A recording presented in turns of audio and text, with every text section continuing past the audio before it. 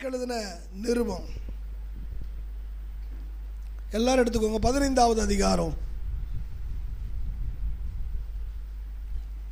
ரோமருக்கு எழுதின நிருபம் 15வது அதிகாரம் 32வது வசனம். நீங்கள் தேவனை நோக்கி செய்யும் ஜெபங்களில் நான் போராடுவது போல நீங்களும் என்னோடு கூட போராட வேண்டும் என்று நம்முடைய கர்த்தராகிய இயேசு கிறிஸ்துவின் நிமித்தமும் ஆவியானவருடைய அன்பின் நிமித்தமும் உங்களை வேண்டிக் கொள்ளுகிறேன். கிறிஸ்துவுக்காய் போராடுங்கள் அல்லது கிறிஸ்துவ வாழ்வுக்காய் போராடுங்கள் அப்படிங்கிற தலைப்பில் ஆண்டுடைய வசனத்தை நம்ம தியானிக்கும்படி பரிசுத்த ஆவியானவர் நமக்கு உதவி செய்வாராக. கையை வைத்து சொல்லுங்க. ஆமாம், அப்போஸ்தலனாகிய பவுல் ரோமாபுரியில் உள்ள கர்த்தருடைய பிள்ளைகளுக்கு இந்த நிருபத்தை அவர் எழுதுகிறார். எழுதும்போது அவர் சொல்லுகிற குறிப்பிட்ட காரியம், நீங்கள் தேவனை நோக்கி செய்யும் ஜெபங்களிலே நான் போராடுவது போல நீங்களும் என்னோடு கூட போராட வேண்டும் என்று நம்முடைய கர்த்தராகிய இயேசு கிறிஸ்துவின் நிமித்தமும் ஆவியானவருடைய அன்பின் நிமித்தமும் உங்களிடத்திலே வேண்டிக் கொள்ளுகிறேன். கிறிஸ்துவ வாழ்க்கை என்பது அது போராட்டம் நிறைந்த ஒரு வாழ்க்கை. எத்தனை பேர் நம்புறீங்க? கிறிஸ்துவ வாழ்க்கை என்பது ஒரு போராட்டம் நிறைந்த ஒரு வாழ்க்கை. அது பஞ்சுமெத்தையின் வாழ்க்கை அல்லவே அல்ல. உங்களுக்கு எனக்கு இந்த உலகத்தில் போராட்டம் இருந்து கொண்டே இருக்கும். ஏன்னா கிறிஸ்துவ வாழ்க்கை, கிறிஸ்துவுக்குள்ளே வந்துட்டா நம்ம அப்படியே பஞ்சுமெத்தையில் இருக்கிறது போல இருக்கலாம் அப்படின்னு சில பேர் நினைப்பாங்க. இல்லை இல்லை இல்லை இல்லை, அது போராட்டம் நிறைந்த ஒரு வாழ்க்கை. அப்போஸ்தலனாகிய பவுல் இங்கே தெளிவுபடுத்துகிறார். தோத்திரம், நீங்கள் தேவனை நோக்கி செய்யும் ஜெபங்களிலே நான் போராடுவது போல அப்படிங்கிறாரு. அல்லேலூயா. போராட்டம் அப்படிங்கிறது ஒவ்வொருவருக்கும் இருக்கும். அது ஒவ்வொரு விதத்திலையும் இருக்கும். கர்த்தருக்கு ஸ்தோத்திரம். அப்போஸ்தலனாகிய பவுல் இன்னும் கூட தெளிவுபடுத்துகிறார். 2 கொரிந்தியருடைய நிருபம் அதில் 7வது அதிகாரம் 5வது வசனத்தை நீங்கள் வாசித்து பார்க்கும்போது, எப்படி என்றால் நாங்கள் மக்கதோனியா நாட்டிற்கு வந்தபோது எங்கள் சரீரத்துக்கு ஒன்றுமே இளைப்பாறுதல் இல்லாத போது, நல்லா கவனிங்க, எப்பக்கத்தில் நாங்கள் உபத்திரவப்பட்டு, நல்லா கவனிங்க, புறம்பே போராட்டங்களும் உள்ளே எங்களுக்கு பயங்களும் இருந்தது. பவுல் சாதாரணமானவல்ல, பெரிய பெரிய அதிகாரிகளாக இருக்கட்டும், அதிபதிகளாக இருக்கட்டும், எப்பேற்பட்டவனான தைரியமாய் அரைக்கோவல் விடுகிறவன். அல்லேலூயா. பவுல் போன பட்டணங்கள் எல்லாம் பயந்தாங்க. உலகத்தை கலக்கிறவர்கள் இங்கேயும் வந்து விட்டார்களா என்று சொல்லி ஒரு ஆள் கிடைச்சா விட மாட்டான். அது யாராய் இருக்கட்டுமே, அப்படிப்பட்ட சிங்கம் போல கட்சிக்கிறவன் அப்போஸ்தலனாகிய பவுல். ஆனால் அவன் சொல்லும்போது சொல்றான், எப்படி என்றால் நாங்கள் மக்கதோனியா நாட்டுக்கு வந்தபோது எங்கள் சரீரத்துக்கு என்னல்ல இளைப்பாறுதல் ஒன்றுமில்லாமல் எப்பக்கத்தில் நாங்கள் நினைச்சோம், உபத்திரவப்பட்டோம். புறம்பே போராட்டங்களும் உள்ளேயோ பயங்கள் எங்களுக்கு இருந்து கொண்டிருந்தது. அல்லேலூயா. அவன் தான் எழுதுனான். என்ன எழுதுனான் அப்படின்னா, தோத்திரம், தேவன் நமக்கு பயமுள்ள ஆவியை கொடாமல் பலமும் அன்பும் தெளிந்த புத்தியும் உள்ள ஆவியவே. அப்படி எழுதுனவருக்கு என்ன இருக்குது உள்ள? புறம்பே. என்ன அவ்வளவு போராட்டம் இருக்குது. புறம்பே போராட்டம், உள்ளேயோ பயம். ஏன்னா கல்லறி ஒன்று இருக்கிறான். தோத்திரம், செத்து போனான் என்று சொல்லி இழுத்து ஊருக்கு வெளியே கொண்டு போய் போட்டார்களாம். எல்லாரும் கூடி ஜெபிக்கும் போது தோத்திரம் உயிரோடு எழுந்தார் என்று வேதம் சொல்லுகிறது. அப்படி செத்து போன அந்த நாட்களில் தான் வேத பண்டிதர்கள் சொல்லுகிறாங்க, அப்படிப்பட்ட காலத்தில் தான் அவன் ஒரு தரிசனம் கண்டான்.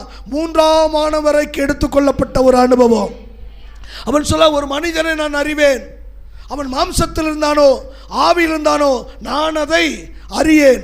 அவன் 3ஆம் வானம் வரை எடுத்துக்கொள்ளப்பட்டு ஒருவரும் பேசாத, மனுஷர் பேசாத பாசைகளை அவன் பேச கேட்டான் என்று சொல்லி கையை வைத்து சொல்லுங்க.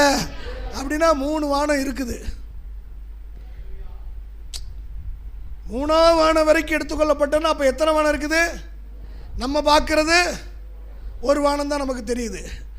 ஆமாம், ஏன்னா வானமண்டலங்களின் ஊடாக ஆண்டவரே சொல்லும் போது பரமண்டலங்களில் 3 வானத்தை தாண்டி போனால் தான் அப்பாவை பார்க்க முடியும். அதனால தான் நீ அவ்வளோ சிரமப்பட வேண்டாம், நானே உன் கூட இருக்கிறேன்னு வந்திருக்கிறாரு.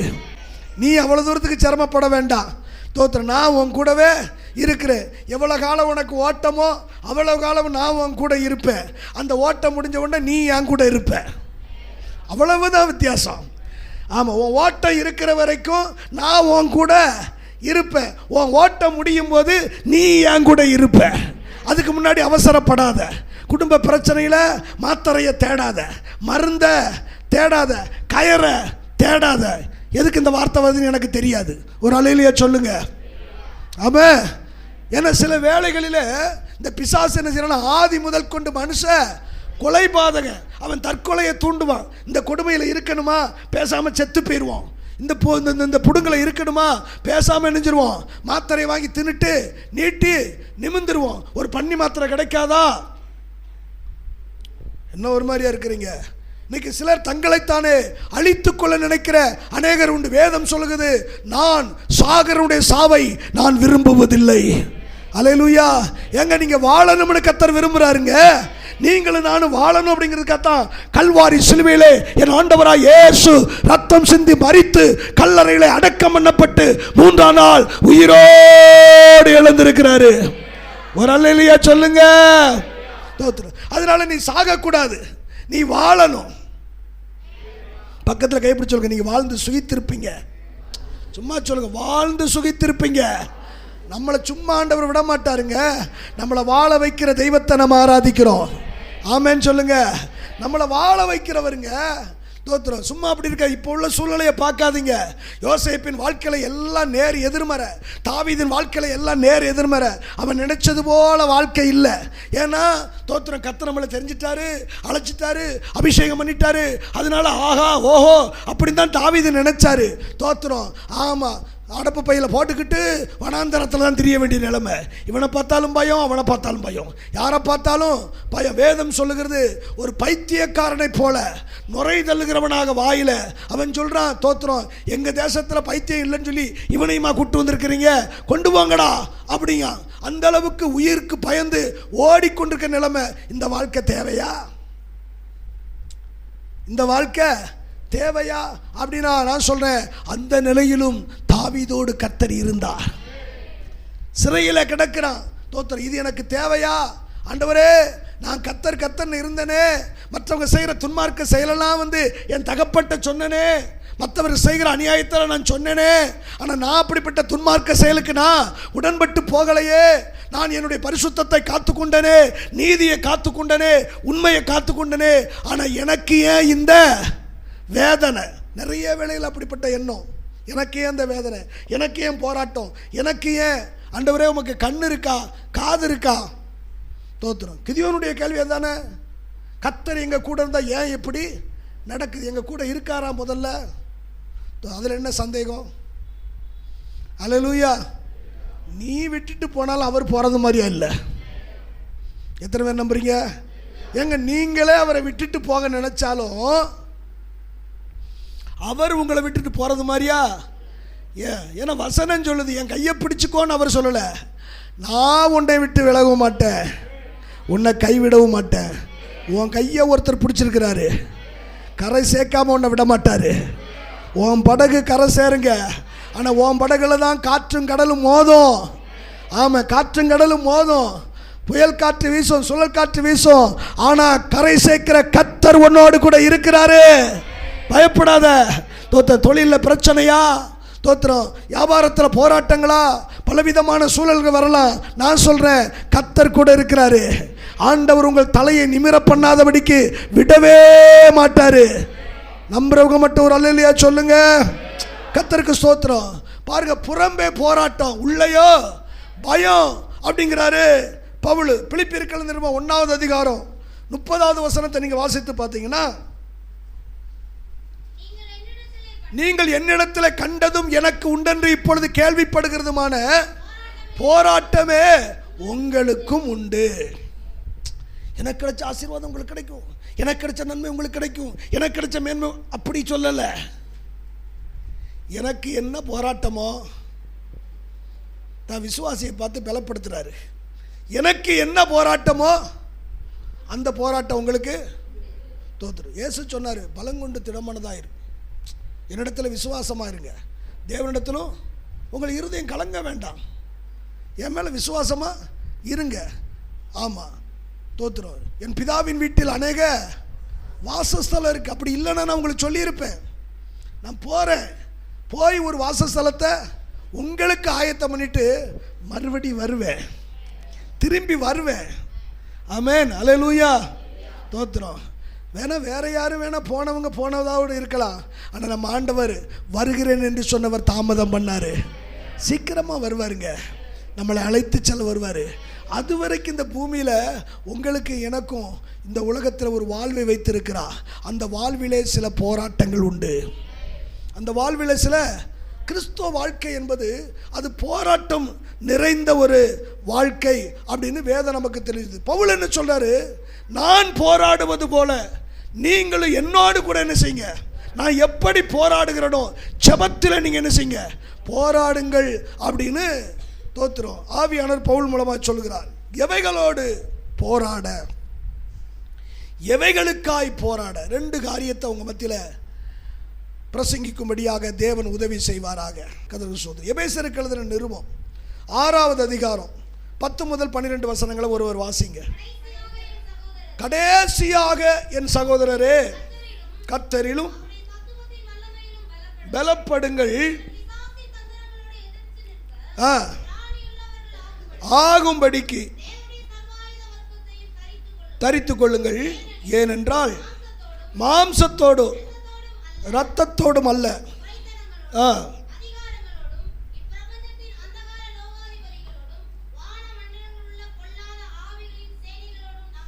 ஒரு அல்லேலூயா சொல்லுங்க. கர்த்தருக்கு மகிமை உண்டாத. இங்கே போராட்டத்தை குறித்த அப்போஸ்தலனாகிய பவுல் தெளிவுபடுத்துகிறார். என்ன சொல்றாரு? 12வது வசனம், ஏனெனில் மாம்சத்தோடு இரத்தத்தோடும் அல்ல, துரைத்தனங்களோடும் அதிகாரங்களோடும் பிரபஞ்சத்தின் அந்தகார லோகாதிபதிகளோடு வான மண்டலங்கள் இருக்கிற பொல்லாத தெளிவுபடுத்துகிறாரு பவுல். நாம் போராடுறது போல நீங்கள் போராடணும். ஏன்னா இந்த உலகத்தில் நமக்கு என்ன இருக்குது? போராட்டம். அந்த போராட்டம் எப்படிப்பட்டது அப்படின்னா எவைகளோடு போராட வேண்டும் தெளிவுபடுத்தாது. மாம்சத்தோடு இரத்தத்தோடு அல்ல. மாம்சத்தில் இருக்கிற இரத்தம் உள்ளவர்களோடு கூட நமக்கு போராட்டம் கிடைக்காது. போராட்டம் கிடையாது, போராட்டம் கிடையாது. அல்லேலூயா. வேதம் சொல்லு மாம்சத்தோடு இரத்தத்தோடும் அல்ல அப்படிங்கிறாரு. இன்னைக்கு நம்ம யாரோடு போராடிக்கிட்டு இருக்கோம்? நம்ம போராட்டம் பூரா யார் கூட அப்படின்னா, ஒன்று பக்கத்து வீட்டுக்காரி கூட, இல்லை மாமியா கூட. தோத்துறோம். இந்த சனியை செத்தும் தொலைய மாட்டேங்க இருந்துக்கிட்டு நம்ம உயிரை தோத்துறோம். ஆமாம், யாரு? ஆமாம், தோத்துறோம். நல்ல கணவனை கொடுத்து அம்மாவை இந்த சனியை அப்படின்னு. சில வேளைகளில் பிள்ளைகளை நம்ம சொல்கிறது உண்டு, சனியங்கா எதுக்கு இப்படி போட்டு சண்டை போட்டு கிடக்குறீங்க? யாரு? பிள்ளைகளை நாம் சொல்கிறது சில வேளைகளில் சில நபர்கள் சனியங்கா. ஏன் நான் அப்படி நினைக்கிறது உண்டு. ஓஹோ, இது சனியங்களா? இதை பெத்த சனிய, இதை பெத்த சனிய. பிள்ளைகளை நம்ம ஒருபோதும் சனியங்களேன்னு சொல்லி சொல்லக்கூடாது. ஏன்னா கற்பத்தின் கனி கர்த்தரால் கிடைக்கிற சுதந்திரம், அவரால் வருகிற பலன். ஏன்னா அது கர்த்தர் கொடுத்த பாக்கியம், கர்த்தர் கொடுத்த பிள்ளைங்க. ஒரு அலையிலேயே சொல்லுங்க, கர்த்தர் சனியனை கொடுக்கல. இருக்கீங்களா? தோத்துறோம். ஆமாம், இந்த சனியனை கட்டிக்கிட்டு நான் ஹலோ. இன்னைக்கு சில பேர் அந்த வார்த்தைகள், இந்த சனியனை கட்டிக்கிட்டு நான் படுற பாடு அப்படியா? தோத்துறோம். இல்லவே இல்லை. கர்த்தர் அருளும் ஈவுன்னு இருக்குது. மனைவியை கண்டடைகிறவன், மனைவியை கண்டடைகிறவன் நன்மையை கண்டறான். உலகத்தில் நீ எதுவே கண்டுலையோ, என்னைக்கு நீ கல்யாணம் முடிக்கிறியோ அன்னைக்கு தான் நன்மையவே நீ பார்க்குற. இவங்க சொல்லாட்டால் நீங்களாவது சொல்லக்கூடாதா? தோத்துறோம். மனைவியை கண்டடைகிறவன் நன்மையை கண்டடைகிறான், கர்த்தராலே கர்த்தராலே தயவையும் பெறுவான். அப்படின்னா என்ன? தோத்துறோம். அவளால் நமக்கு ஒரு தயவு கிடைக்குது. தோத்துறோம். நம்ம சில வேளையில் சொல்கிறது உண்டு, அவங்க சொல்ல மாட்டாங்க. ஏன்னா நம்ம கை நீண்டுறோம், அவங்களுக்கு வாய் நீண்டுறோம். அதனால் சொல்ல மாட்டாங்க. அவனே நீ உயிரோடு இருக்கன்னா என்னாலே ஆக்கும். எப்படி சொல்கிறீங்க? ஆமாம், நீ பண்ணுற கொடுமையில் ஒரு மாத்திரை போதும், பேதி மாத்திரை, நீ போக்குவரத்து துறை அமைச்சராகிடுவ. சோத்தை ஆக்கி வச்சுட்டு குழம்ப வச்சுட்டு நான் சாப்பிடாமல் இருந்தால் போதும். தோத்துறோம். பக்கெட்டு கை மாத்தா நீ திரியணும். யோசிக்கிறாங்க, ஆத்தாடி அப்படி கண்ட செஞ்சிடக்கூடாது அப்படின்னு. ஏன்னா மனைவியை கண்டடைகிறவன் நன்மையை கண்டடைகிறான், கர்த்தராலே தயவையும் பெற்றுக்கொள்கிறான். தெய்வ பிள்ளையே, நமக்கு கொடுக்கப்பட்ட துணை வேதம் சொல்லுது உன் சரீரம், இருவரும் ஒரே சரீரமாக இருக்கிறாங்க. அப்போ நீ அவங்களை அப்படி பேசும்போது அது ஒன்று அவங்கள ஒன்றையும் சேர்த்து தோற்று. ஒருவேளை நீ வயசு மூப்பாக இருந்தால் தோற்றுறோம். நீ சனியனேன்னு சொன்னா அது சின்ன சனியன்னா நீ பெரிய சனியே. எப்படி வாய்ப்புன்னு நீயே பார்த்துக்கோ. தூதன் அப்படி தான் சொல்லிக்கிட்டு இருப்பாரு, சனியனே சனியனே. நீ சனியனாக இருந்துட்டு அதை சனியனேன்னு நான் சொல்கிறேன். அப்படிப்பட்ட வார்த்தைகள் நம்முடைய வாயிலே வேதம் சொல்லுதுங்க, கெட்ட வார்த்தை ஒன்று உங்கள் வாயிலிருந்து புறப்படலாகாது அப்படின்னு. ஒரு அல்லேலூயா சொல்லுங்க. இந்த வாய் அபிஷேகம் பண்ணப்பட்ட வார்த்தை. சில வேளை நீ பதறி நீ பேசிட்டன்னா நீ ஆண்டவர் சமூகத்தில் உன் வாய் என்ன செய்ய. ஏசாயா சொல்கிறாங்க, ஐயோ அதமானேன், அசுத்த உதடுள்ள மனுஷன், அசுத்த உதடுள்ள ஜனங்கள் மத்தியில் நான் சஞ்சரிக்கிறேன். காரணம் என்ன?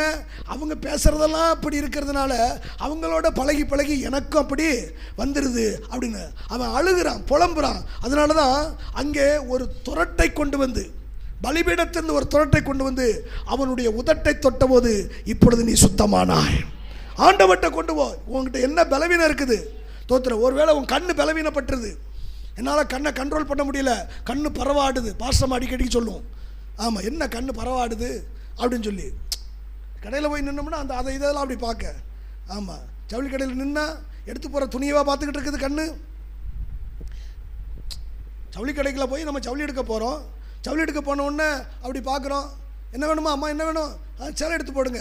சேலை எடுத்து போடுவோம், முன்னாடி இப்படி குமிஞ்சிரும், முன்னாடி இப்படி குமிஞ்சிரும்.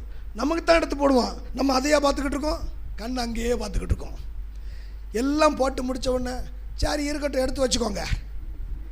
நான் நிறைய வேலையில் கேட்பேன், என்ன அப்படின்னா, அண்ணே உங்கள்கிட்ட தானே பொறுமையை கற்றுக்கொள்ளணும் சார், இதை விட மோசமாக இருக்கும் சார் அப்படிம்பாங்க.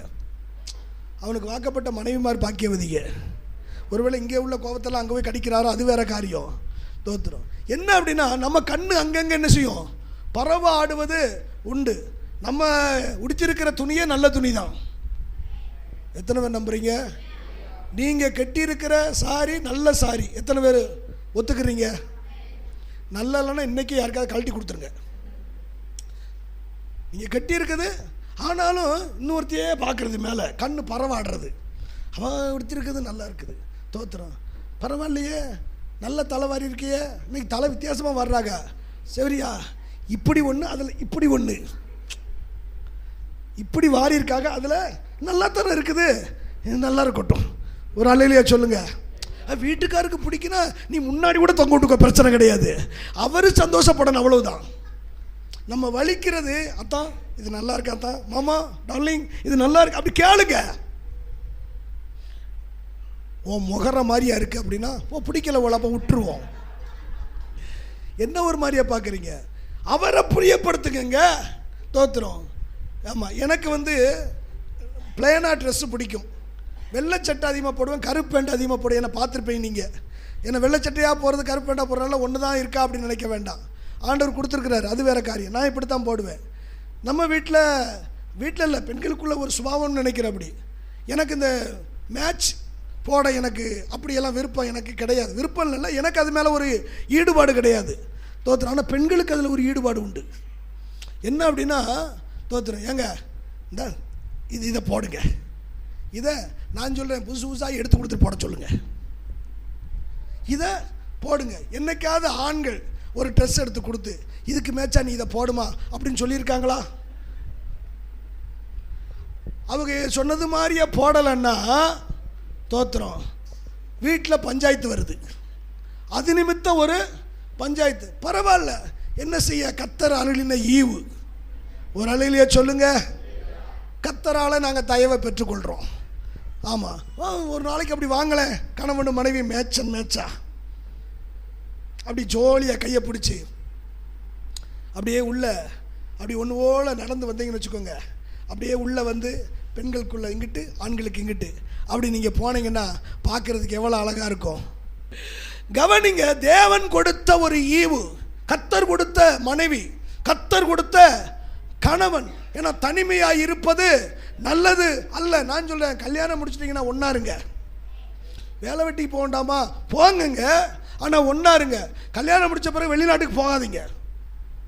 வெளிநாட்டுக்காரனுக்கு இன்னைக்கு அங்கே விட்டார். கல்யாணம் முடித்த பிறகு வெளிநாட்டுக்கு, ஆமாம், கல்யாணம் முடிக்காதுக்கு முன்னாடி எந்தெந்த நாட்டுக்கெல்லாம் போகணுமோ, தோத்திரம். நம்ம மோடி ஐயா கூட சேர்ந்துக்கோங்க. வெளிநாட்டுக்கு எல்லா நாட்டுக்கும் தோத்திரம் நீங்கள் போயிட்டு வாங்க, சம்பாதிச்சு வாங்க. கல்யாணம் முடிச்சிட்டிங்கன்னா உங்கள் மனைவியோடு இருங்க, கணவனோடு இருங்க. ஆமாம், ஏன்னா போட்டு நான் 40 நாள் ஊழியத்துக்காக என்னை வெளியே அனுப்புனாங்க நார்த்துக்கு. 10 நாள் ஆகலை. இந்த இருக்க அந்த அம்மாட்ட கேளுங்க. ஃபோன் பண்ணிவிட்டு நானும் அழுகிறேன், அந்த அம்மாவும் அழுகுது. 10 நாள் பார்க்காம இருக்க முடியல. எப்படிங்க உங்களால் இருக்க முடியுது? நல்லா கவனிங்க. மாம்சத்தோடும் இரத்தத்தோடும் அல்ல, நமக்கு ஒரு போராட்டம் உண்டு. அது மாம்சத்தில் உடையவர்களோடு நமக்கு போராட்டம் கிடையாது அப்படிங்கிறாரு. நான் சொல்ல, இந்த உலகத்தில் இருக்க எந்த மனிதனோடு மனுஷியோடும் நீ போராடக்கூடாது என்று என் கர்த்தர் சொல்றாரு. அப்போ யாரோட போராடணும் அப்படின்னா அதில் தான் தெளிவுபடுத்துறாரு. ஏனெனில் மாம்சத்தோடு இரத்தத்தோடும் அல்ல, துரைத்தனங்களோடும் அதிகாரங்களோடும் இப்பிரபஞ்சத்தின் அந்தகார லோகாதிபதிகளோடு வான மண்டலங்களில் உள்ள பொல்லாத ஆவிகளின் சேனைகளோடு உனக்கு என்ன இருக்குது? எங்க ஆவியானவர் சொல்றாரு, என் அன்பு மகனே மகளே, உனக்கு ஒரு போராட்டம் இருக்குது. அது மாம்சத்தில் உள்ளவர்களோட அல்ல, உன் குடும்பத்தோடு உள்ளவள் அல்ல, உன் சொந்த பந்தத்தோடு அல்ல, வேலை செய்கிற இடத்துல அல்ல. உன் கூட ஒரு போராட்டம் ஒன்று இருக்குது. என்ன போராட்டம்னா, ஆவிகளோடு நீ போராட வேண்டும். நான் சொல்ல, இந்த போராட்டத்தை நீங்க விரும்பினாலும் விரும்பாட்டாலும் போராடித்தான் ஆகணும். எனக்கு விருப்பம் இல்லைங்க இந்த போராட்டத்தை. நீ போராட்டாட்டாலும் அது போராடியே தீரும். ஏன் அப்படின்னா, தோத்திரம், நீ இப்ப எங்க இருக்கிறனா, இருளின் ராஜ்யத்திலிருந்து ஒளியின் ராஜ்யத்துக்கு வந்திருக்கிற. இருளின் அதிகாரத்திலிருந்து ஒளியினுடைய அதிகாரத்துக்குள்ள நீ வந்திருக்கிற. அப்ப அங்கிருந்து இங்க வந்தபடினாலே இருளின் ஆதிக்கம் செலுத்துகிற இப்பிரபஞ்சத்தின் அந்தகார லோகாதிபதி, இந்த பிரபஞ்சத்திற்கு ஒரு அதிகாரி இருக்கிறான், தலைவன் இருக்கிறான், அவனுக்கு கீழே சில சேவகர்கள் இருக்கிறாங்க. அதனால அவனிடத்திலிருந்து நீங்க வந்தபடினாலே உங்களுக்கு எதிராக அவன் செயல்பட்டு கொண்டுதான் இருப்பான். உங்க குடும்பத்துக்கு எதிராக, பிள்ளைகளுக்கு எதிராக, ஆவிக்குரிய வாழ்க்கைக்கு விரோதமாய், பொருளாதாரத்துக்கு விரோதமாய், தொழிலுக்கு விரோதமாய் அவன் செயலாற்றி கொண்டுதான் இருப்பான். அல்லேலூயா. அப்போ நீ அவனோடு என்ன செய்யணும்? நீ விருப்பப்படாவிட்டாலும் போராடித்தான் ஆகணும். நிறைய பேர் சொல்றது உண்டு, ஆண்டவர் ஏன் தான் எங்களை இப்படி முடிச்சிருங்க சோதிக்கிறாரோ, ஆண்டவர் ஏன் தான் இப்படி, கடவுள் ஏன் தான் எங்களை இப்படி சோதிக்கிறாரு. ஒரு பிரச்சனை வந்துட்டா கடவுள் சோதிக்கிறாரு, ஒரு பலவீனம் வந்துட்டா கடவுள் சோதிக்கிறாரு. ஆமாம், தோத்துறோம் தோத்துறோம், எதை எடுத்தாலும் கடவுள் சோதிக்கிறாரு. நம்முடைய ஆண்டவர் சோதிக்கிறவர். வேதம் சொல்லுகிறதுங்க, அவர் ஒருவரையும் ஒருவனையும் சோதிக்கிறவர் அல்ல. அவன் தன் தன் சுய இச்சையினாலே இழுக்கப்பட்டு சோதிக்கப்படுகிறான். உனக்குள்ள ஒரு இச்சை, அது உன்னை இழுத்து உன்னை சோதனைக்குள்ள ஆக்குது. பவுல் சொல்கிறான், நான் விரும்புகிறதை செய்யாமல் நான் வெறுக்கிறதே செய்கிறேன், ஆனால் பிரமாணம் நல்லதென்று ஒத்துக்கொள்ள நான் விரும்புகிறதை செய்யாமல் வெறுக்கிறதை செய்கிறபடி நான் அல்ல, எனக்குள்ள இருக்கிற பாவம் அப்படி செய்ய வைக்கிறது. ஒரு பாவ சிந்தனை உனக்குள்ள இருக்குது. இப்படி செய்கிறது நல்லதில்லைன்னு உனக்கு தெரியுது. ஆனாலும் தோத்திரம், அந்த இருளின் ஆதிக்கம், அந்த அந்த அதிகார பிரபு உன்னை ஈர்க்கிறான் இதை செய்யும்படியாக. அவன் உங்க கூட போராடிக்கிட்டே தான் இருப்பான். கர்த்தர் ஒரு நாள் நம்மளை சோதிக்கிறவர் அல்லங்க, சோதனை காலத்தில் நமக்கு உதவி செய்கிறவர். எத்தனை பேர் விசுவாசிக்கிறீங்க? அவனுக்கு பேரை என்ன தெரியுமா? அவனுக்கு பேரு சோதனைக்காரன். அவனுக்கு பேர் தான் என்னது? அப்போ உங்கள் வாழ்க்கையில் சோதனை யார் கொண்டு வர்றா அப்படின்னா, சத்துரு கொண்டு வருகிறான், பிசாசு கொண்டு. உங்கள் எதிராளி ஆகிய பிசாசு. உங்களுக்கு ஒரு எதிரி இருப்பான்னு சொன்னால் அது பிசாசு மட்டும்தான். உங்கள் மாமியா கிடையாது, உங்கள் மாமனார் கிடையாது, உங்கள் வீட்டுக்காரர் கிடையாது, உங்கள் வீட்டுக்காரி கிடையாது. தோத்துறோம்.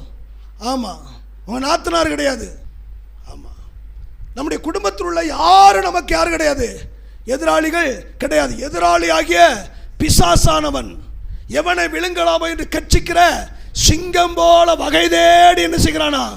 பிசாசு தான் நமக்கு எதிராக. எப்பொழுது வாய்ப்பு கிடைக்கும் பிரச்சனைகளை கொண்டு வரலாம், பலவீனத்தை கொண்டு வரலாம், போராட்டத்தை கொண்டு வரலாம். அப்படின்னா என்ன? அப்படின்னா அவனோடு நீங்களும் நானும் விரும்பினாலும் விரும்பாவிட்டாலும் போராடித்தான் ஆக வேண்டும். இருக்கீங்களா? உங்கள் குடும்பத்துக்கு விரோதமாக அடிக்கடி உங்கள் குடும்பத்தில் பிரச்சனை வந்துக்கிட்டு இருக்குதா அப்படின்னா கர்த்தர் சோதிக்கிறான்னு நினைக்காதீங்க. குடும்பத்துக்கு விரோதமாக ஏதோ பிசாசு நினைஞ்சிக்கிட்டு இருக்கிறான், செயல்பட்டுக்கிட்டு இருக்கிறான். நல்லா இருக்கிற குடும்பம், சமாதானமாக இருக்கிற ஒரு குடும்பம், திடீர்னு குடும்பத்துக்குள்ளே ஏதோ ஒரு பிரச்சனை, பிள்ளைங்க வாழ்வில் ஏதோ ஒரு பிரச்சனை, ஒரு புயல் வீசுது, ஏதோ ஒரு போராட்டம் வந்துக்கிட்டு இருக்குது. தோத்திரம் நினைக்கி பார்க்கல, நல்லா தானே போய்கிட்டு இருக்குது. திடீர்னு ஏன் இந்த புயல் அப்படின்னா சத்துரு எழும்பி நிற்கிறான். அப்போ என்ன செய்யலாம் அப்படின்னா தோத்திரம் அதைத்தான் முதல்ல வாசித்தோம். நான் போராடுவது போல ஜெபத்தில் என்ன செய்ய, ஜெபத்தில் தோத்திரம் என்ன செய்ய, ஒரே போராட்டமாக இருக்குது, ஒரே கஷ்டமாக இருக்குது. ஏக்கா சர்ச்சுக்கு வரல, நீங்கள் போங்க, எனக்கு போராட்டமாக இருக்குது. விளக்க மாற்ற வச்சு சாத்தணும். போராட்டத்தை பண்ணுற பேய. ஹலோ, நீ ஆவிக்குரிய மகளாய் இருந்தா, ஆவிக்குரிய மகனாய் இருந்தா நீ அதை தெளிவுபடுத்திக் கொள்ள வேண்டும். ஆவிக்குரியவன் எல்லாவற்றையும் ஆராய்ந்து நிதானிக்கிறான், ஆனால் அவனைய ஒருவனாலும் நிதானிக்க முடியாது அப்படின்னு இருக்குது. நீ ஆவிக்குரிய மகளாய் இருந்தா, ஆவிக்குரிய மகனா இருந்தா, ஒரு கிறிஸ்தவன் இருந்தா போராட்டத்துக்கு பின்னாடி என்ன இருக்குது? என் பிள்ளைகளுக்கு விரோதமாக எது செயல்படுது, என் புருஷனுக்கு விரோதமாக எது செயல்படுது, என் தொழிலுக்கு விரோதமாக நல்லா ஓடிக்கிருந்த தொழில் திடீர்னு நஷ்டத்தை நோக்கி போகுது, நல்லா நடந்துக்கிட்டு இருந்த வியாபாரம் திடீர்னு நஷ்டத்தை நோக்கி போகுது. அப்ப இதுக்கு பின்னாடி என்ன இருக்குது? என் தேவன் ஒரு நாளும் உன்னை சோதிக்கிறவன் அல்ல. வேதம் சொல்லுகிறது, நீ கையிட்டு செய்கிற வேலைகள்லாம் உன் தேவனாகிய கர்த்தர் உனக்கு ஆசீர்வாதத்தை கட்டளையிடுவாருங்க, உனக்கு பாக்கியமும் நன்மையும் உண்டாயிருக்கும் வேதம் சொல்லுது. அவர் ஆசீர்வதிக்கிற கர்த்தர் அல்லவா? இஸ்ரவேலை ஆசீர்வதிப்பதே கர்த்தருக்கு பிரியம். உன்னை ஆசீர்வதிப்பதில் அவளுக்கு அவரை சந்தோஷங்க. அவர்கிட்ட கேட்டா உங்களுக்கு எதுல பிரியங்கன்னா, என் பிள்ளைகளை ஆசீர்வதிக்கணும். தோத்திரம் சிறு பிள்ளைங்க இயேசுவிடத்துல வர்றாங்க, சீசர்கள் தடை பண்றாங்க. பேய் செய்யறதெல்லாம் இவன் செஞ்சுக்கிட்டு இருந்தாங்க. அன்னைக்கு அபிஷேகம் பெறாத வரைக்கும் பேய் செய்யறதெல்லாம் அவன் தடை பண்ணினாங்க, அதட்டுறாங்க, ஏய் போகாத அப்படின்னு. இயேசு சொல்றாரு, அவர்களை தடை செய்யாதிருங்கள், அவர்களை தடை செய்யாதீர்கள். சிறு பிள்ளைகள் எடுத்து வருவதற்கு இடம் கொடுங்கள். பரலோக ராஜ்யம் அப்படிப்பட்டதுடையது. ஒருவன் சிறு பிள்ளையை போல ஏற்றுக்கொள்ளாவிட்டால் பரலோகத்தில் பிரவேசிக்க முடியாது. எவ்வளவு அழகா சொல்றாரு பாருங்க. தடை பண்றதெல்லாம் நம்மளாத்தான் இருக்கும். ஆமென் சொல்லுங்க. அதெல்லாம் பிசாசனுடைய வேலை. உங்க ஆசீர்வாதத்தை தடை பண்ணுறது கர்த்தர் அல்ல, பொருளாதாரத்தை தடை பண்ணுகிறது கர்த்தர் அல்ல, தொழிலுக்கு விரோதமாக செயல்படுறது கர்த்தர் அல்லவே அல்ல. நான் சொல்றேன், நம்ம சில வேலைகளை தவறே கூட பண்ணிருக்கலாங்க. உன் பிள்ளை தவறு பண்ணும்போது நீ கோவப்படுவ, 2 போடு போடுவ, ஆனா உன்னை விட்டுருவாரா? தோத்துரும். கூப்பிட்டு வச்சு சாப்பிடியா, அம்மா ரொம்ப அடிச்சிட்டனோ, தோத்துரும். மனசுக்கு நினைப்பான், பெரிய ஆள் ஆகி வச்சுக்கிறவன, அம்மா உன்னை ரொம்ப அடிச்சிட்டனோ, நீ இப்படி செய்யலாம் ஐயா, இப்படி செய்யக்கூடாதுல்ல, சரி சாப்பிடியா, சாப்பிடு. 1 ரூபாய் எனக்கு வேணாம் போ, 1 ரூபாய் சங்கம் இதெல்லாம் தங்கம். எது அந்த முகரை 1 மணி நேரத்துக்கு முன்னாடி என்ன செஞ்சு நமக்கு தெரியும். பொல்லாதவர்களாகிய நீங்களே உங்கள் பிள்ளைகளுக்கு நல்ல ஈவுகளை கொடுக்க அறிந்திருக்கும் போது உங்கள் பரமபிதா அதை பார்க்கல நன்மையானதை கொடுப்பது அதிக நிச்சயம் அல்லவா? நல்ல தகப்பனை நம்ம ஆராதிக்கிறேங்க, விட்டுற மாட்டார். நான் சொல்றேன், உங்க தொழில் ஆசீர்வதிக்கப்படும், உங்க வியாபாரங்கள் ஆசீர்வதிக்கப்படும், விருத்தி அடைவீங்க. நீ அநேக ஜாதிகளுக்கு நீ கடன் கொடுப்ப, நீ கடன் கொடுப்ப, நீ கடன் வாங்க கர்த்தர் விட மாட்டாரு. எத்தனை பேர் விசுவாசிக்கிறீங்க? அதுதான் நாம் ஆராதிக்கிற தேவன். அப்போ கவனிங்க, என்ன இருக்குன்னா ஆவிகளோடு நமக்கு என்ன இருக்குது? போராட்டம் இருக்குது. அப்ப ஆவிகளோடு போராடணும்னா என்ன செய்யலாம்? தோத்திரம். ஒரு சில ஆண்டுகளுக்கு முன்னாடி சொன்னன்னு ஞாபகம் இருக்குது. ஒரு மனிதனுக்கு பேய் பிடிச்சிருச்சு. பேய் பிடிச்சா அது ஒவ்வொரு ஆவி, எந்த ஆவி பிடிச்சிருக்கோ அது வேஷம் மாறும். அது ஒரு அனுமார் ஆவி பிடிச்சிருச்சு. அந்த அனுமார் ஆவி என்ன நானே பார்த்துருக்கிறேன். தோத்துரும். ஏன்னா நான் சபையில் 40 நாள் உபவாசம் இருக்கும்போது அது வந்திருக்குது. அது வந்துருச்சுன்னா அது முகம் மாதிரியவே காட்டும், அப்படி காட்டும். அப்போ இந்த மனிதனுக்கு அந்த ஆவி பிடிச்சி இருக்கவனை பூரா அடிக்குது. ஒரு உரலை தூக்கி பின்னாடி பேசாமல் போட்டுருது. தூக்கி ஈஸியாக உரலை நம்மளால் தூக்க முடியுமா? அதுக்குள்ளே கிடக்கிற குழவியவே தூக்க முடியாது. அவன் உரலை தூக்கி ஈஸியாக கிட்டாம, ஆட்டோரில் தூக்கி கிட்டாம போட்டு பேசாமல் இருக்கிறானா. யார் பிடிச்சாலும் அடிக்கிறானா. 10-15 வாலிபர்கள்லாம் சேர்ந்து மல்லு கட்டி பிடிச்சி கயிறை வச்சு கட்டி மரத்தில் கட்டி போட்டாங்க. ஏன்னா கொடைக்கார வந்தா அடிக்குது, குடுகுடுப்பக்காரன் வந்தா அடிக்குது, யார் வந்தாலும் அடிக்குது. அப்போ என்னதான் செய்யதை போக்குறதுக்கு என்ன வழி அப்படின்னா, அந்த ஊரில் நம்ம விசுவாசி ஒருத்தர் அங்கே இருந்திருக்காரு. அவர் சர்ச்சுக்கு போகிறவர். அவர் ஏற்கனவே நல்ல ஜிம்முக்கெல்லாம் போய் கராத்தே எல்லாம் பழகி பிளாக் பெல்ட் வாங்கினவர். யாரோ ஒருத்தர் சொல்லியிருக்காங்க இந்த மாதிரி இப்படி அப்படின்னு. அப்படியா, எங்கே நான் போய் பார்க்குறேன் அப்படின்னு வந்திருக்காரு. கெட்டி போட்டிருக்கிறாங்க. அப்போ கெட்டி போட்டவொன்னு என்ன அப்படின்னு ஒரு சர்ச்சுக்கு போகிறவருக்கு சத்தியம் தெரியாமல் இருந்திருக்கு. அதான் பெரிய பிரச்சனை. அப்போ என்ன அப்படின்னு சொன்னால், ஆமாம் அப்படியா அடிக்கானாக்கும் கயிறு அவுத்து விடுங்க அப்படின்னா சொல்லியிருக்காங்க. வேண்டாம் ஐயா நான் யார் பிளாக் பெல்ட் ஆக்கும் அப்படின்னு சொல்லி கயிறு அவுத்து விடியா நான் பார்த்துக்கிறேன்னு அவுத்து விட்டுட்டு ஓடி போயிட்டாங்களாம். மூடி முழிக்கங்குள்ளே ஒரு முட்டி மல்லாக்க தூக்கி போட்டுருச்சான். பிளாக் பெல்ட் பின்னாடி மல்லாக்க கிடக்குது. எம்மேன்னு சத்தம் தான் கேட்டுச்சான். அவ்வளவுதான். தோத்துரும். ஆவிகளோடு போராடுவதற்கு மாம்ச பலன் ஒருபோதும் உதவவே உதவாது. பேய் பிடிச்சவங்களை பார்த்தா சில வேளை சொல்லுவாங்க, அந்த விளக்கமாற எடு, நீ ஏன் அடிச்சுட்டு போங்கும், செருப்படு அப்படிம்பாங்க. இன்னைக்கும் கிராமப்புறத்தில் அப்படியெல்லாம் ஏமாற்றி வச்சுக்கிட்டு இருக்குது. விளக்கமாற போட்டால் பேய் வராது. வீட்டுக்கு முன்னாடி நான் சொல்கிறேன், எந்த வீட்டில் போகிறீங்களோ புது விளக்கமாற போட்டிருக்கேன், நான் வந்து எடுத்துகிட்டு போகிறேன். சர்ச்சுக்கு தேவை. தொட்டில் பார்த்தீங்கன்னா என்னத்தையோ தொங்க விட்டுருக்காங்க. தோத்துரும். ஏங்க, உனக்கு கத்தர் கொடுத்த பிள்ளைனா கத்தர் பாதுகாப்பாரு. அல்லேலூயா. கத்தர் காவாராயில் காவலாளர் விழித்திருப்பது ஆண்டவரே பாதுகாக்கலனா உன்னை எலுமிச்சம்பழமும் பாதுகாக்காது. ஆமாம். ஆமாம். நானும் ஒரு நாள் காலையில் அப்படி போனேன். அந்த ஒச்சா பக்கத்தில் 4 எலுமிச்சம்பழம் கிடக்குது. மறந்து விஸ் பண்ணிட்டு போயிட்டாங்களோ அப்படின்னு பார்த்தாச்சுன்னா 4 நசுக்கி கிடக்குது. அதுக்கப்புறம் என்னையான்னு கேட்டால், அப்போ தான் கோயிலுக்கு போகிறாங்க டூர் அப்படின்னு. ஏன்னா எலுமிச்சம்பழம் அவங்க காரை பாதுகாக்குமா. தோத்துறோம். டிரைவர் கண்ணை மூடிட்டாருன்னா எலுமிச்சம்பழம் பாதுகாக்காது. நம்பிக்கை அவ்வளோ பெரிய லட்சம் கொடுத்து வண்டியை வாங்கிட்டு முன்னாடி ஒரு எலுமிச்சம்பழத்தை கட்டி தொங்க விட்டுட்டு இருக்கான் வண்டிக்கு முன்னாடி. தோத்துறோம். நம்மளால சில வேலைகளை பாருங்க, என்னென்னமோ செஞ்சுட்டு கடைசியில் காலில் ஒரு கருப்பு கயிறை கட்டிட்டு திரியிறான். என்னன்னு கேட்டாச்சுன்னா, ஒருத்தன் சொல்றான் காத்து கருப்பு, நான் சொல்றேன் கத்தர் வாங்க கூட இருந்தா காத்தாவது கருப்பாவது. அல்லேலூயா. ஆமென். சத்தமா சொல்லுங்க. ஆண்டவருக்கு மகிமை உண்டாகட்டும். அப்போ ஆவிகளோடு போராட வேண்டுமானால் உனக்கு ஆவிக்குரிய பலன் வேண்டும். 10ஆம் வசனம் இப்படி சொல்லுது, கத்தரிலும் அவருடைய சத்துவத்தின் வல்லமையிலும் பலப்படுங்கள். அல்லேலூயா. அப்ப ஆவிக்குரிய ஒரு போராட்டம் நமக்கு இருக்கிறது. அந்த ஆவிகளோடு போராட வேண்டுமானா உனக்கு ஆவியில என்ன வேணும்? பலன் வேணும். அப்படி ஆவியில பலன் இல்லைன்னா தோத்திர உன்னை முட்டி தூக்கி போட்டு பார்த்துக்கோ. ஆவிக்குரிய பலனை பெற்றுக்கொள்ளத்தான் காத்திருப்பு ஜெபம் வைக்கிறோம். நீ நல்ல தோசையை திட்டு மூக்கு மூட்டை தின்னுட்டு மல்லாக்கப்படுத்து கிடந்தா தோத்திரம். ஆவிக்குரிய பலனை பெற்றுக்கொள்ளத்தான் உபவாச ஜெபம் வைக்கிறோம். நீ ஆவியில பலன் அடைய வேண்டுமானால் தோத்திரம், நீ என்ன செய்யணும்? அந்த கூட்டங்களிலே பங்கு பெற்ற ஆவியில நீ பலப்படணும். மாம்சம் பலவீனமானதான், ஆவியோ உற்சாகம் பலன் உள்ளது. ஆமென் சொல்லுங்க. வேதம் சொல்லு, காண்டாமிருகத்துக்கு கொத்த பலனை கத்தர் உனக்கு தருகிற தேவனா இருக்கிறாரு. கத்தருக்கு காத்திருக்கிறவர்கள் புது பலன். எந்த அளவுக்கு தேவ சமூகத்தில் காத்திருக்கிறையோ அந்த அளவுக்கு உள்ளான மனிதன் பலப்பட்டு கொண்டே இருப்பான். ஒரு பாடல் ஃபாதர் பாடுறாங்க, உள்ளான மனிதன் நாளுக்கு நாள் புதிதாக்கப்படுகின்ற. அல்லேலூயா. அப்ப ஆவிகளோடு போராடுவதற்கு நமக்கு என்ன தேவை?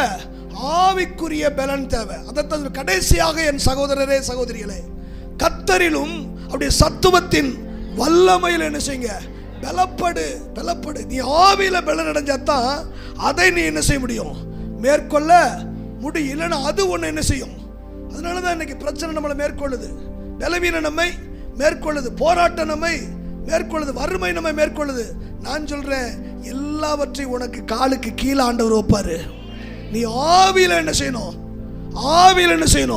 பக்கத்தில் கைப்பிடிச்சு ஆவியில பலப்படுங்க. லூக்கா எழுதின சுவிசேஷ புஸ்தகம் 4வது அதிகாரம் 14வது வசனம். லூக்கா 4:14. ஆவியானவருடைய பலத்தினாலே கலிலேயாவுக்கு திரும்பி போனார். ஒரு அல்லேலூயா சொல்லுங்க. 30 வயசுங்க. ஞானஸ்நானம் எடுத்துட்டு, ஆமா, ஞானஸ்நானம் எடுக்கும் போது அபிஷேகத்தை கர்த்தர் கொடுக்கிறாரு. ஆவியானவர் மேல வந்து இறங்குறாரு. அபிஷேகத்தை பெற்ற உடனே இப்ப ஆவியானவர் சொல்றாரு, வனாந்தரத்துக்கு போங்க, அங்க ஒருத்தன் காத்திருக்கான். ஏன்னா ஏதேன்ல ஒருத்தன் என்னாலே உண்டாக்கப்பட்ட ஒருத்தன் நினைஞ்சிட்டான், அவன்கிட்ட தோத்து போனான். அதனால இப்ப நீர் மாம்சத்துல வந்திருக்கிறீரு. அவன் மாம்சத்தில் இருந்த நாள்ல தான் தோத்து போனான். இப்ப என்ன அப்படின்னா, நீர் மாம்சத்தில் இருக்கிறபடினாலே, மாம்சத்தில் உள்ளவன் தோத்து போனபடினாலே, மாம்சத்தில் இருக்க உண்மை கொண்டு அவனை ஜெயிக்கணும் நான் விருப்பப்படுறேன். ஏதாவது புரிகிறதா?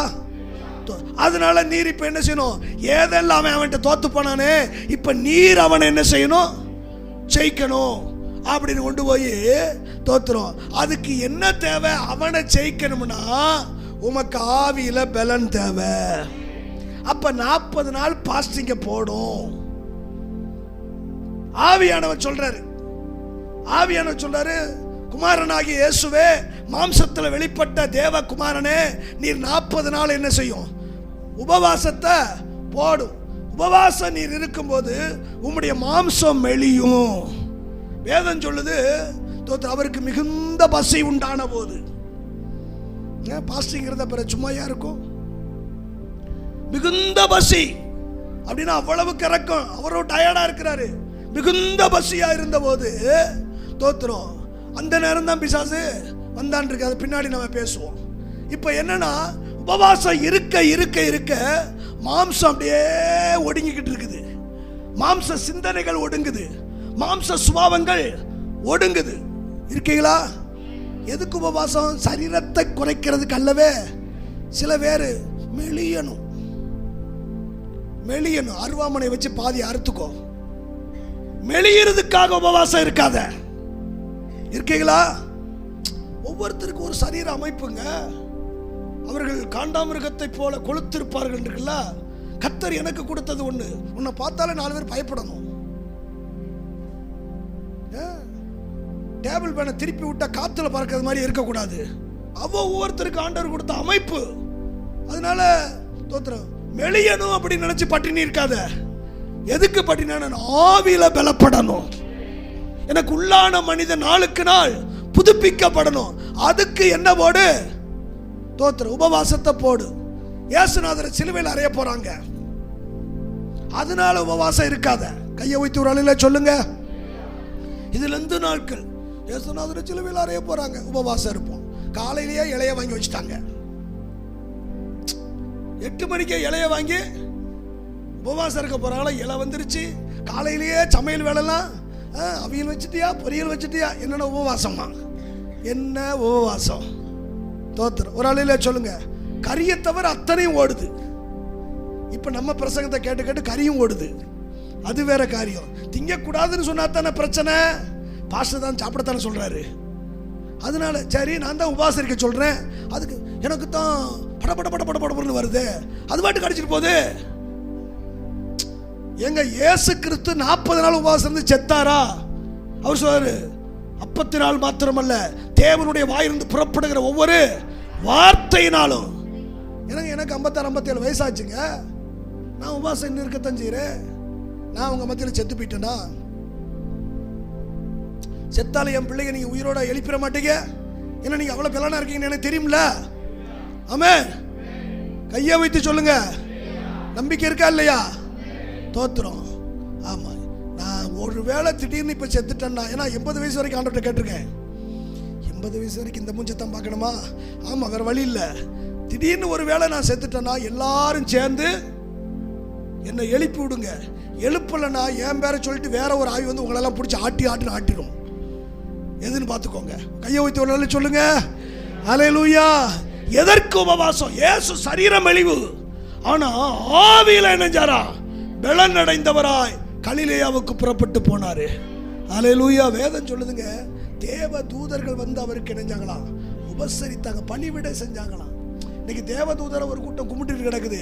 நான் சொல்றேன், நீ தேவ சமூகத்தில் உபவாசம் இருந்து ஜெபம் பண்ணிப்பாரு, தூதனே வந்து உனக்கு உதவி செய்வாரு. உனக்கு பணிவிடை அப்படின்னா என்ன? அதெல்லாம் பணிவிடை ஆவிக. உனக்கு வேலைக்காரங்க, மிகாவேலு, காபிரியேலு, அவங்க கூட இருக்க அசிஸ்டன்ட் எல்லாம் உனக்கு வேலைக்காரங்க. எத்தனை பேர் நம்புறீங்க? அவங்க தெய்வம் கிடையாது, கடவுளால் உண்டாக்கப்பட்ட வேலையாட்கள். நான் இங்கே வேலை செய்கிறேன், அவங்க அங்கே வேலை செய்கிறாங்க. அவங்கெல்லாம் ஊழியக்காரங்க. ஆமேன்னு சொல்லுங்க. அதனால நீ ஆவிகளோடு போராடுவதற்கு உனக்கு என்ன தேவை? என்ன தேவை? ஆவியின் பலன் தேவை.